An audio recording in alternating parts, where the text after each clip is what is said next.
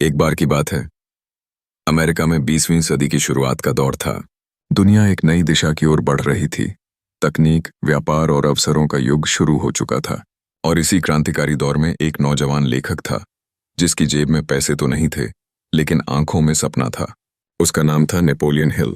Napoleon Hill को एक assignment मिला था, अमेरिका के सबसे अमीर व्यक्ति एंड्रयू कार्नेगी का इंटरव्यू लेना। कार्नेगी उस समय एक स्टील टाइकून थे, जिन्होंने अपने बलबूते पर अमेरिका की तस्वीर बदल दी थी। जब हिल उनसे मिलने पहुंचे तो उन्हें नहीं पता था कि यह मुलाकात उनकी जिंदगी की दिशा ही नहीं, बल्कि लाखों लोगों की जिंदगी की सोच बदल देगी।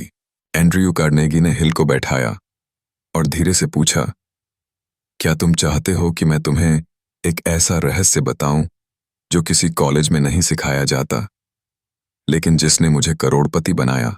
हिल की आंखें चमक उठीं।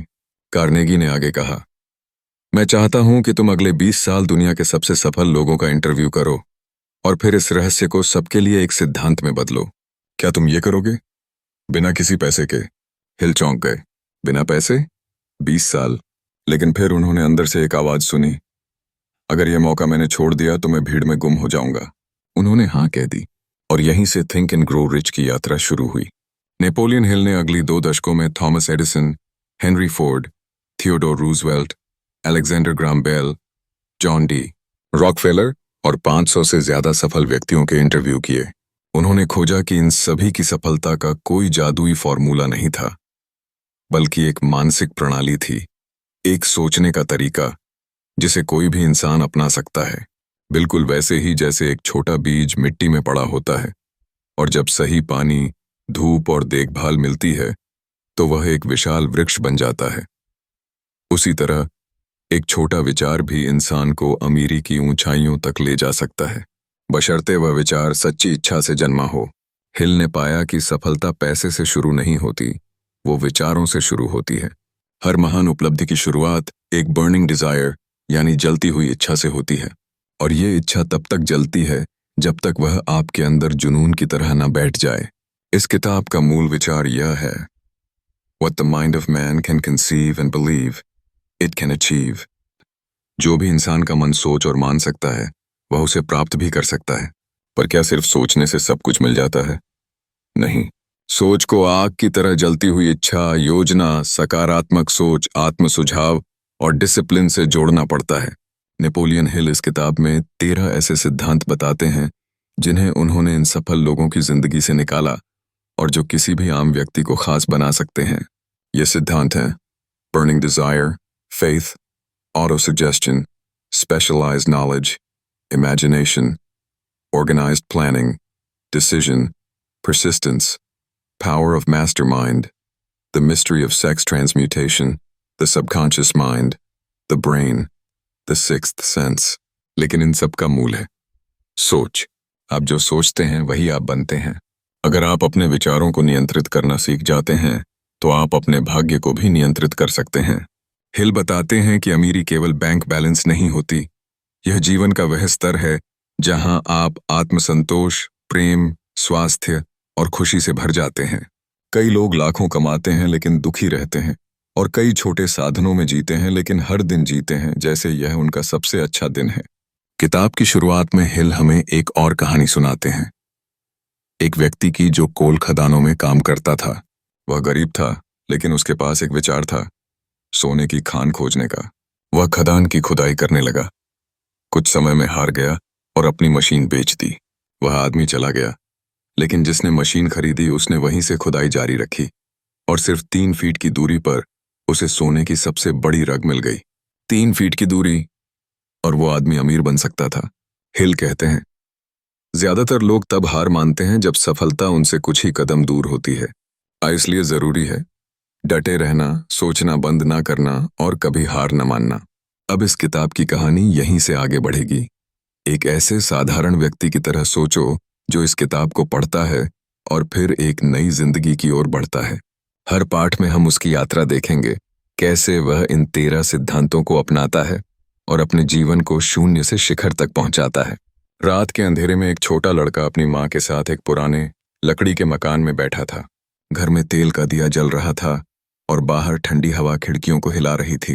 माँ ने पूछा, बेटा, तुम बड़े होकर क्या बनना चाहते हो? लड़के ने जवाब दिया, मुझे बड़ा आदमी बनना है, बहुत बड़ा। दुनिया मुझे देखे, मेरी बातें सुने और मैं अपने परिवार को गरीबी से बाहर निकालूं। यह लड़का कोई और नहीं, बल्कि उसी आम व्यक्ति की तरह है जिसकी हम इस कहानी में कल्पना कर रहे हैं। वह इंसान जो कुछ पाना चाहता है, लेकिन उसके पास अभी तक कुछ भी नहीं है। न पैसा, न नाम और न ही पहचान। लेकिन उसके पास एक चीज है जो कई अमीर लोगों के पास भी नहीं होती। जलती हुई इच्छा, जिसे नेपोलियन हिल बर्निंग डिजायर कहते हैं। नेपोलियन हिल इस पाठ में समझाते हैं कि सफलता सिर्फ चाहने से नहीं मिलती, उसे पाना होता है, जैसे कोई प्यासा रेगिस्तान में पानी ढूंढता है। अगर आपकी इच्छा बस एक ख्याल है तो आप कभी आगे नहीं बढ़ पाएंगे। लेकिन अगर वही इच्छा आपके खून में दौड़ने लगे, आपकी नींद चुरा ले और आपकी सोच को सिर्फ एक दिशा में मोड़ दे, तो वही इच्छा आपकी किस्मत का निर्माण करती है। हमारा वह लड़का रोज सुबह उठता और अपने उस वाक्य को जोर से दोहराता, आंखें बंद करके अपने आप को सफल होता देखता। उसके अंदर विश्वास जाग रहा था। फेथ, जो सिर्फ शब्द नहीं बल्कि एक मानसिक अवस्था होती है। फेथ का अर्थ है अपने आप पर इतना विश्वास करना कि अभी सब कुछ ना होते हुए भी आप खुद को जीतते हुए महसूस करें। जैसे कोई अंधेरे में खड़ा होकर कहे, मैं सूरज को देख सकता हूं। यही प्रक्रिया ऑटो सजेशन कहलाती है, जो अगले पाठ में आएगी। लेकिन अभी की कहानी में यह लड़का इसी प्रक्रिया को अनजाने में जी रहा था। एक दिन वह लड़का एक आदमी से मिला जिसने उससे पूछा, तुम्हारे पास तो पैसे भी नहीं हैं, रिश्तेदार भी बड़े नहीं हैं, तुम कैसे सफल बनोगे? लड़के ने मुस्कुराकर कहा, मेरे पास एक चीज है, मेरा विश्वास। और जब किसी के पास विश्वास होता है तो वह दुनिया के सारे दरवाजे खोल सकता है। पार से पादा। यही वह त्रिवेणी है जिससे वह सफलता की ओर बढ़ रहा था।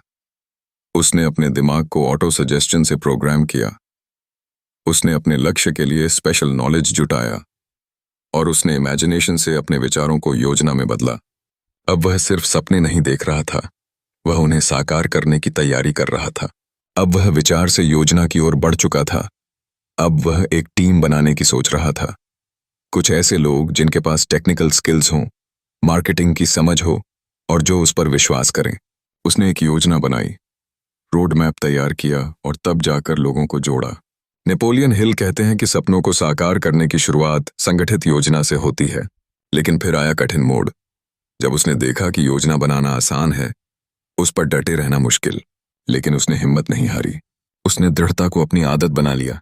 उसने तय किया कि अगर 100 बार भी नाकामी मिली तब भी वह 108वीं बार कोशिश करेगा।